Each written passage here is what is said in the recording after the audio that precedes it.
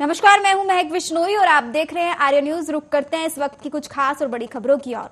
4 जून को लोकसभा चुनाव की मतगणना होने वाली है, जिसको लेकर बैतूल कलेक्टर ने सभा कक्ष में पत्रकारों की बैठक बुलाई, जिसमें जिला निर्वाचन अधिकारी और कलेक्टर नरेंद्र सूर्यवंशी ने जरूरी जानकारी देते हुए पत्रकारों को अवगत कराया कि आपके लिए मीडिया कक्ष का निर्माण किया जा रहा है, जहां बड़ी स्क्रीन पर जरूरी जानकारी उपलब्ध कराई जाएगी। वहीं बैठक में बताया गया कि मीडिया कक्ष तक ही पत्रकार अपने मोबाइल और कैमरा लेकर जा सकते हैं। मतगणना स्थल पर कोई भी मोबाइल और कैमरा लेकर जाना सख्त मना होगा। समय समय पर पत्रकारों को जरूरी वीडियो, फोटो सहित आंकड़े उपलब्ध कराए जाएंगे।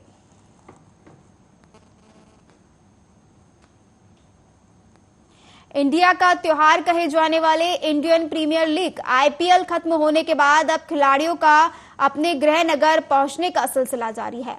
किंग्स 11 पंजाब के लिए खेलने वाले भोपाल के क्रिकेटर शशांक सिंह भी भोपाल पहुंचे, जहां उनके समर्थकों ने शशांक सिंह का गर्मजोशी के साथ स्वागत किया।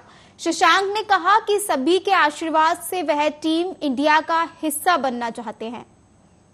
नहीं हूँ खेलने के लिए, क्योंकि यहाँ पे मेरा कुछ भी डोमिसाइल नहीं है। मैं एलिजिबल हूँ छत्तीसगढ़ से खेलने के लिए। जब मैं एमपी से खेला था तब एमपी छत्तीसगढ़ एक ही था। मैं 2000 की बात कर रहा हूँ, जब एक ही था वो, तो इसलिए मैं एमपी से भी अंडर 15-17 खेला हूँ। बट अब जब मैं बॉम्बे को खेल रहा था, बॉम्बे के जब मुझे स्टेट चेंज करना था, क्योंकि रेड बॉल में उतना चांस नहीं मिल रहा था मुझे, तो फिर मैंने छत्तीसगढ़ मेरे लिए ज़्यादा बेटर ऑप्शन था, बिकॉज मेरा बर्थ प्लेस भिलाई है और उनका टीम भी अभी नया टीम है, तो वैसे चांसेस ज़्यादा थे। सर अभी आप जैसे क्रिकेट का फॉर्मेट देखेंगे तो जैसे मैं सूर्या कुमार, प्रवीण तांबे, इनको अपने एग्जाम्पल्स मानता हूँ कि मैं इनके साथ काफ़ी खेला हूँ क्रिकेट। तो मुझे लगता है कि एज एक नंबर है। ऑब्वियसली मुझे एक 22 साल से ज़्यादा मेहनत करनी पड़ेगी, बिकॉज 22 साल में जो मेरी फिटनेस थी, जितनी मैं तब मैं करता था, उससे डबल मेहनत मुझे अभी करनी पड़ेगी। तो ऑब्वियसली मुझे वर्क एथिक्स बेटर करने पड़ेंगे, अपनी डाइट बेटर करनी पड़ेगी। और आपको बता दें, पंजाब में 1 जून को हो रहे देश के 7वें चरण के चुनावों में अब जहां केंद्र और हरियाणा के बड़े बड़े मंत्री पंजाब में कूद पड़े हैं, वहीं पंजाब की फरीदकोट की लोकसभा सीट से हंसराज हंस को विजयी करने के लिए अब मोगा में दिल्ली और हरियाणा के मंत्रियों ने नुक्कड़ मीटिंग कर हंसराज हंस के लिए वोट मांगे।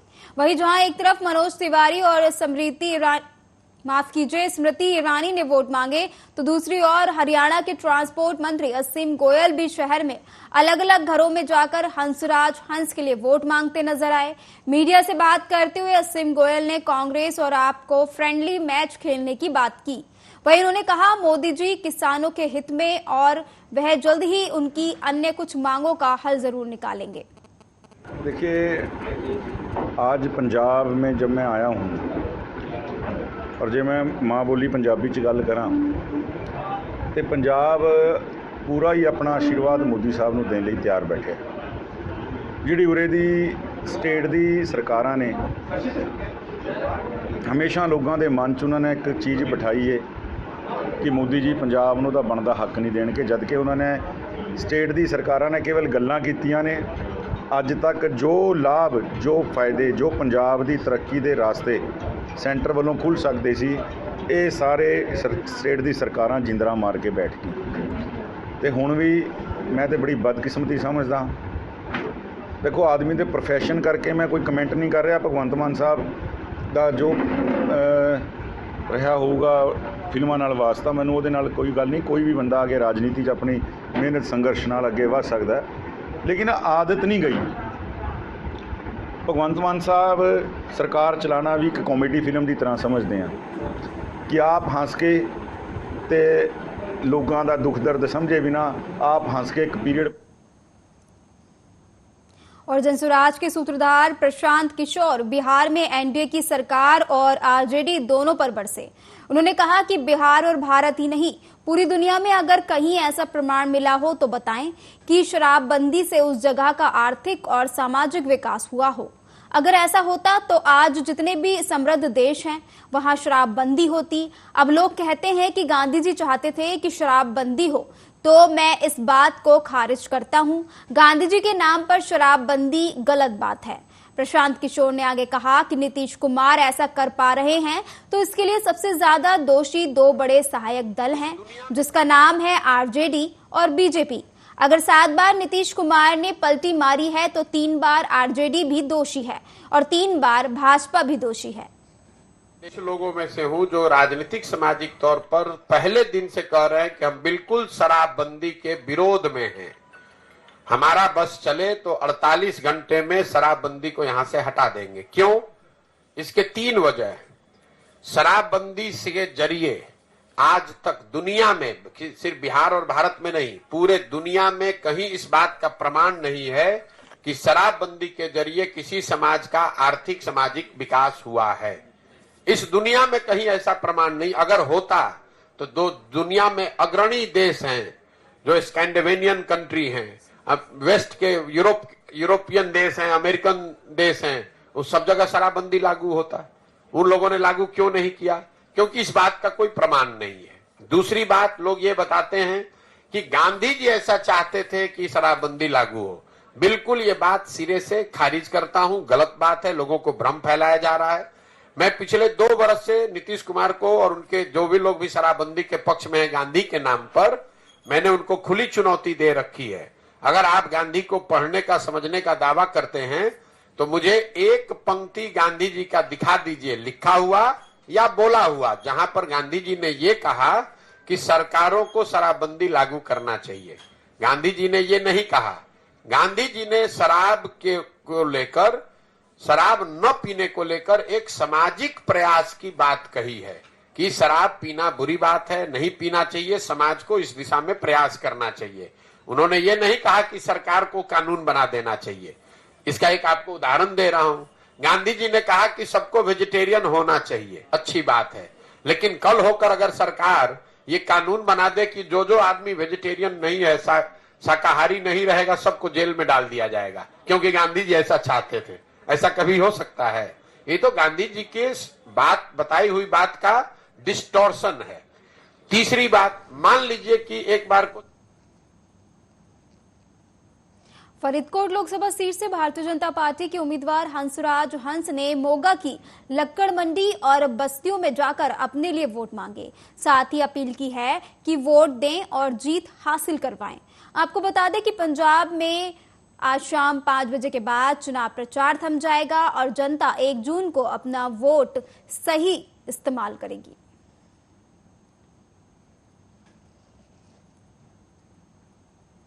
हेल्थ डिपार्टमेंट की टीम और अधिकारी एसएमओ सिविल सर्जन राजेश लगातार बढ़ती गर्मी को देखते हुए लोगों को इससे बचने के लिए संदेश दे रहे हैं।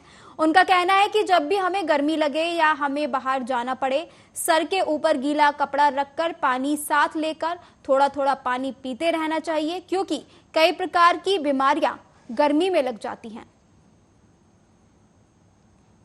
अजकल गर्मी का जोड़ा मौसम है उहदे च टैंपरेचर जोड़ा 45 डिग्री तो वध चल रहा। इहदे लई कुछ हदायतां जिहड़ियां साडे वल्लों हैल्थ डिपार्टमेंट वल्लों जारी कीतियां गईयां, जिनका लोगों को पूरा ध्यान रखना चाहिए।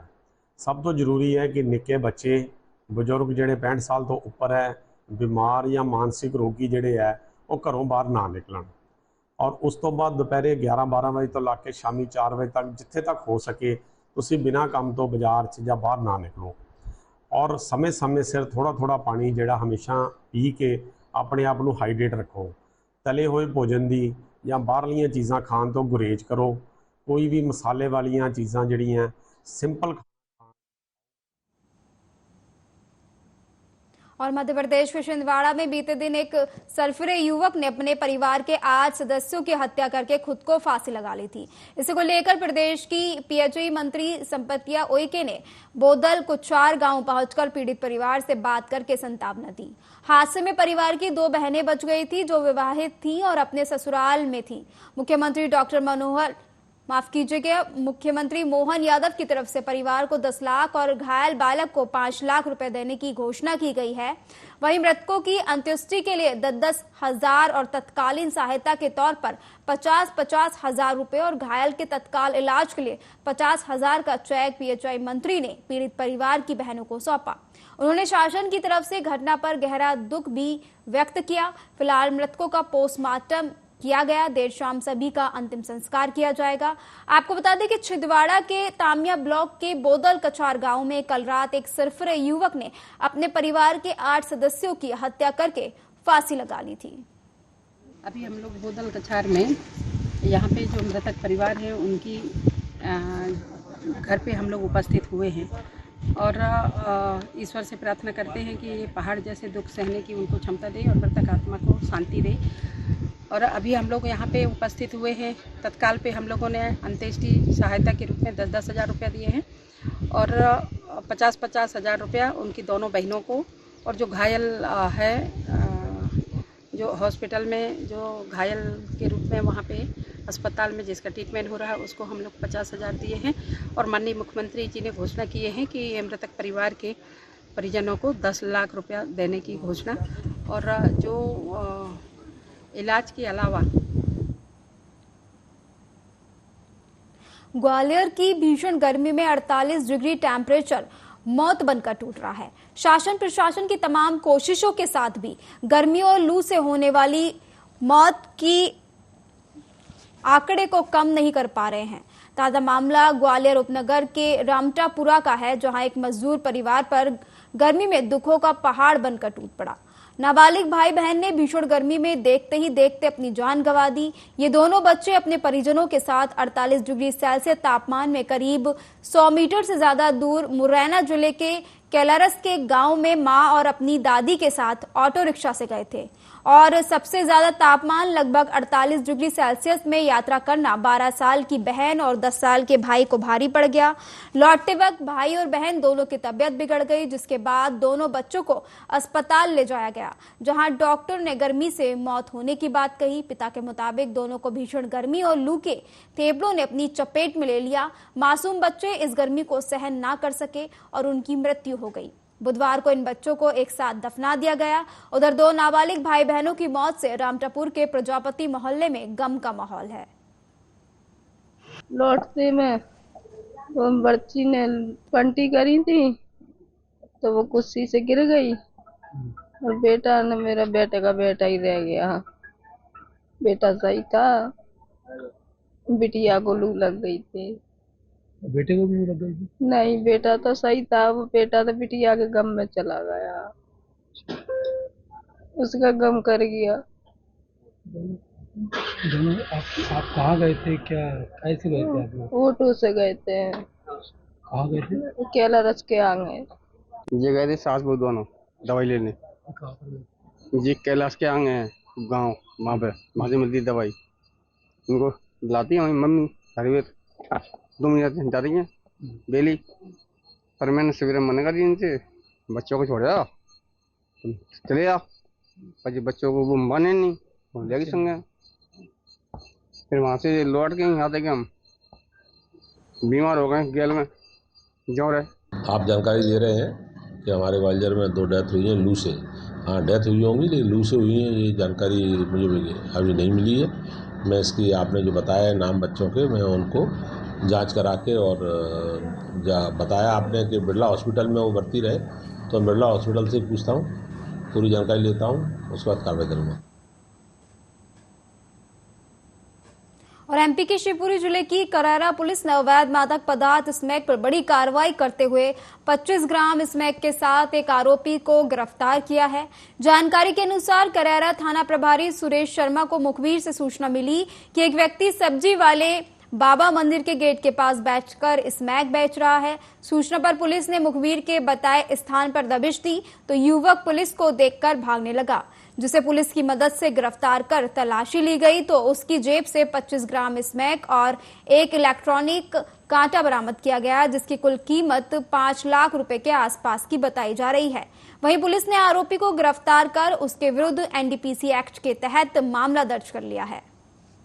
आज सुबह जरिए को सूचना प्राप्त हुई कि ग्राम आंध्र का अरविंद रावत अपने सब्जी वाले बाबा मंदिर के पास में भारी मात्रा में स्मैक रखे हुए हैं तथा लोगों को बिक्री कर रहा है। उस सूचना के आधार पर दबिश दी गई तो आरोपी पुलिस को देखकर भाग खड़ा हुआ, जिसको घेर कर पकड़ा, उसका नाम पता पूछा तो अरविंद रावत निवासी आंध्र का नाम बताया। उसके कब्जे से 25 ग्राम स्मैक तथा एक मोबाइल और एक तौल कांटा इलेक्ट्रॉनिक कांटा बरामद हुआ है। कुल कीमत 5 लाख रुपए की स्मैक बरामद हुई है। एमपी जबलपुर की क्राइम ब्रांच पुलिस और गोहालपुर थाना पुलिस ने संयुक्त कार्रवाई करते हुए नशीले इंजेक्शन का कारोबार करने वाले 3 आरोपियों को गिरफ्तार किया है। वहीं पुलिस ने आरोपियों के कब्जे से 18,360 नशीले इंजेक्शन भी बरामद किए हैं। मामले में जानकारी देते हुए जबलपुर एसपी आदित्य प्रताप सिंह ने बताया कि क्राइम ब्रांच और गोहलपुर थाना पुलिस को मुखबिर से सूचना मिली थी कि ट्रांसपोर्ट नगर चांडाल भाटा इलाके से 3 लड़के नशीले इंजेक्शन कार्टून गोदाम से बाहर लेकर आ रहे हैं, जिस पर पुलिस के द्वारा मौके पर दबिश देते हुए तीनों आरोपियों को धर लिया गया। थाना गोहलपुर में हमारी क्राइम और थाना पुलिस की टीम ने अच्छी कार्रवाई करते हुए उसमें करीब 18,000 से अधिक इंजेक्शन्स बरामद किए हैं। करीब 17 कार्टन जो हैं पुलिस ने जब्त किए हैं और 3 आरोपियों को पुलिस ने गिरफ्तार किया है। एक आरोपी अभी फरार है और ये जो पिछोर के पूर्व विधायक रहे स्वर्गीय कमल सिंह पडेरिया की 24वीं पुण्यतिथि के मौके पर उनके पुत्र जिला पंचायत उपाध्यक्ष अमित पडेरिया और नगर के गणमान्य नागरिक पत्रकारगण डॉक्टर ब्रजेश शर्मा और सामाजिक लोग उपस्थित रहे। उनके द्वारा सामुदायिक स्वास्थ्य केंद्र पिछौर में मरीजों को फल वितरण किया गया। इसी के साथ अस्पताल में जब जायजा लिया गया तो काफी अव्यवस्थाएं देखने को मिली, जिसमें भीषण गर्मी में अस्पताल का कूलर बिना पानी के चलता नजर आया, तो वहीं पेयजल की भी उचित व्यवस्था नजर नहीं आई। मेरे पिताजी की पुण्यतिथि थी, 24वीं पुण्यतिथि थी। मैं हर साल उनकी पुण्यतिथि पे अस्पताल में फल वितरित करने आता है मरीजों का। मैंने रजिस्टर नहीं किया, लेकिन चूंकि मैं जिला पंचायत का उपाध्यक्ष हूँ तो लोगों ने मुझसे कंप्लेंट की। मैंने अपनी आंखों से भी देखा कि यहाँ पे व्यवस्थाएं बहुत फैली है। क्या क्या कंप्लेंट है? कंप्लेंट पानी की समस्या है। रोज भटकारियाली को मैं 4-5 बार आया, वो मुझे आज तक नहीं मिले। मेरी अभी सीएमओ साहब से बात हुई है, उन्होंने मुझे जांच का आश्वासन दिया है और आप भी मेरे संग आप देख रहे हैं समस्या है। मरीजों को पानी की पर्याप्त व्यवस्था थी यहाँ पे? नहीं। मोगा प्रशासन की ओर से फ्लैग मार्च निकाला गया। पुलिस अधिकारी का कहना है कि हमारी ओर से सभी प्रबंध किए जा चुके हैं। हर जगह नाके पर पुलिस तैनात की जा चुकी है। पैरामिलिट्री फोर्स भी हमारे साथ गश्त कर रही है। शरारती तत्वों को हम चेतावनी देते हैं कि कोई भी गलत अफवाह को ना फैलाए।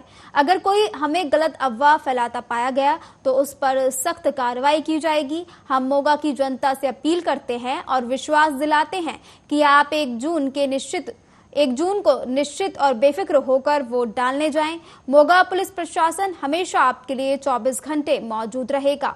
हमारा यही लक्ष्य है कि शांतिपूर्वक वोटिंग हो। ਅਸੀਂ ਪਹਿਲਾਂ ਵੀ 2 ਵਾਰੀ ਫਲੈਗ ਮਾਰਚ ਕਰ ਚੁੱਕੇ ਆ। ਅੱਜ ਵੀ ਜਿਹੜਾ ਸਾਡਾ 150 ਮੁਲਾਜ਼ਮ ਸਾਡੇ ਨਾਲ ਆ ਤੇ ਇਹਦੇ ਫਲੈਗ ਮਾਰਚ ਕਰ ਰਹੇ ਆ। ਅਸੀਂ ਇਹੀ ਕਹਿਣਾ ਚਾਹੁੰਦੇ ਆ ਜੇ ਕੋਈ ਵੀ ਜਿਹੜੇ ਬਿਨਾਂ ਭੈ ਤੋਂ ਆਪਦੀ ਵੋਟ ਦਾ ਇਸਤੇਮਾਲ ਕਰੇ।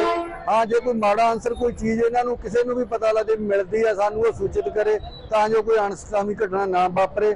ਅਸੀਂ ਸਾਰਿਆਂ ਨੂੰ ਇਹੀ ਕਹਾਂਗੇ ਵੀ ਆਪਦੀ ਵੋਟ ਦਾ ਇਸਤੇਮਾਲ ਬੇਪਰਵਾਹ ਹੋ ਕੇ बिल्कुल सही इस्तेमाल करना। और डिडोरी के समनापुर थाना अंतर्गत टेकरी मोहल्ले में बाड़ी में लावारिस हालत में एक नवजात शिशु मिला, जिसकी सूचना स्थानीय ग्रामीणों ने डायल 100 को दी, जिसके बाद सामुदायिक स्वास्थ्य केंद्र समनापुर की टीम ने बच्ची का प्राथमिक उपचार के बाद समनापुर थाने में सूचना दी और नवजात बच्ची को डिंडोरी जिला अस्पताल रेफर कर दिया गया। डॉक्टर ने बताया फिलहाल बच्ची का स्वास्थ्य ठीक है। वहीं अब पुलिस पूरे मामले की जांच कर रही है। बच्चे को रोने का या किसी ने राह चलते अगर कोई गया तो देखा होगा तो उन्होंने फिर डायल 100 और ये सब लगा के अस्पताल में गाड़ी भेजे। उसके बाद फिर यहाँ पे जो हमारे जो स्टाफ है वहाँ पर उनको सकुशल बच्चे को ला के यहाँ पर जो प्राइमरी ट्रीटमेंट हमारे द्वारा जो देना था पूरा हमारे द्वारा फीडिंग से लेके वेट पूरा उनका जो जिला लेवल में जाना होता है उसकी तैयारी करके एम्बुलेंस के माध्यम से अभी डिस्ट्रिक्ट हॉस्पिटल एसएनसी के लिए रेफर किया गया। नहीं, फिलहाल खबरों के सिलसिले में मेरे साथ इतना ही। तमाम बड़ी खबरों के लिए आप देखते रहिए आर्या न्यूज। नमस्कार।